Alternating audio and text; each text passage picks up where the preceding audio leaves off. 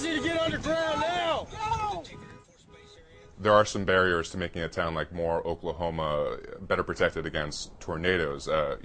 When you're in a tornado, the place you want to be is underground, if at all possible. If you can be into a cellar or some kind of safety area like that.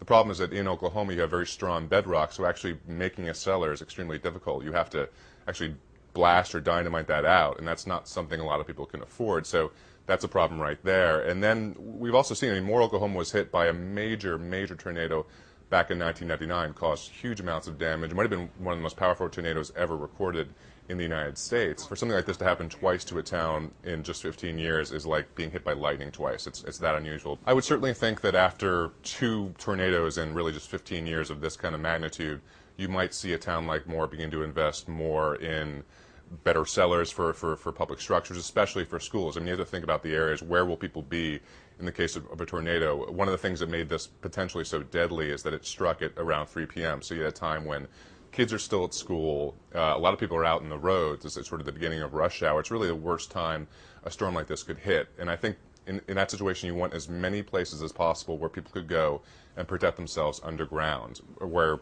within that 10 to 15 minute time frame you might get for any kind of warning where you can go. And that could be, churches should be a good place. They should have basements. Schools would be a very good place.